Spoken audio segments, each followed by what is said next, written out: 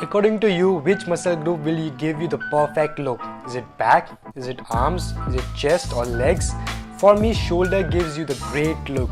A well-developed shoulder can give you that X-frame physique considering that you train your legs. So before jumping on which exercise elicits the maximum gains for the shoulders, let's give a brief look at the anatomy of shoulder. The deltoid muscle consists of three heads: the anterior or the front delt, which originates in the clavicle or collarbone and inserts in your humerus; the lateral or side delts, which originates in the scapula and insert in your humerus; the posterior delt, which originates in the back of your scapula and inserts in your humerus. Primary function of anterior delt is shoulder flexion. The primary function of lateral delt is shoulder abduction, and the primary function of rear delt is horizontal shoulder abduction. The shoulder muscle also supports or is stabilized by four muscles of rotator cuff, which acts as a new internal or external rotators.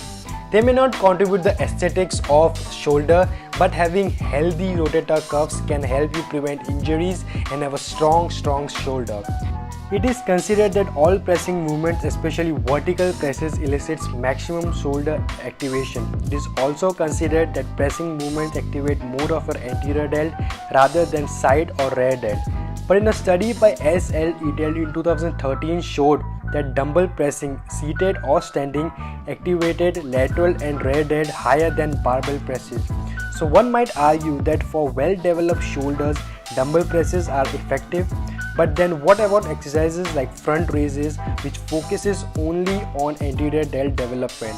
A study by Sweeney 2014 showed that front raises had only 57% of maximum voluntary contraction in compared to dumbbell presses had 74% MVC. So you choose what is best for you. Scientific studies says that bodybuilders have 5 times front delt development and only 3 times side delt development and only 10 to 15% of rear delt development, considering front delts are used in most horizontal and vertical pressing movements. Though dumbbell presses activates lateral and rear delts more, but doing shoulder abduction can elicit more lateral and rear delt activation.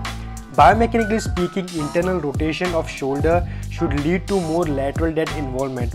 However, many experts suggest that internal rotation or keeping pinkies up can lead to shoulder impingement.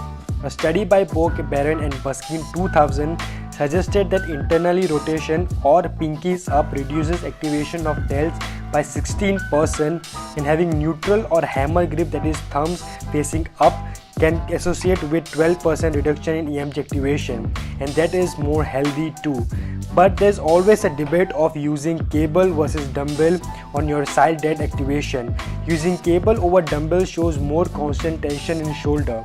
Dumbbell have peak tension on top and relatively no tension at bottom. However, cable keeps a constant tension on your shoulder top to bottom. Another great side delt exercise is upright row. A 2013 study by McAllister et al. Compared 3 different grip widths and found that wide grip activates more lateral or side delts. Though there are many discussions in fitness industry about upright row not being a healthy shoulder exercise and can cause shoulder impingements, I would say work on your shoulder mobility and then try this exercise if you feel discomfort.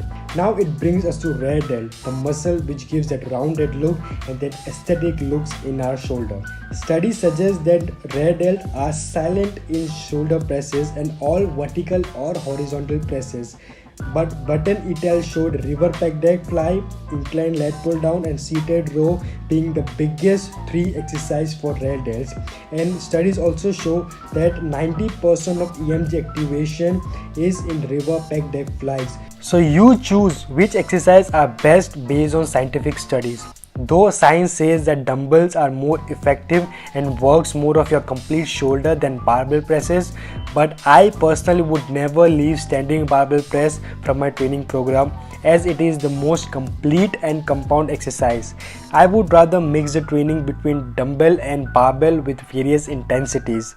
Coming on shoulder health, always work on your internal and external rotators before you start your shoulder workout to keep your shoulder healthy and prevent injuries. So that's it for the day, guys. I hope you liked the video. I hope that you learned something from it, and if you like the video, please comment, share with your friends, like the video, and do not forget to subscribe to the channel, guys.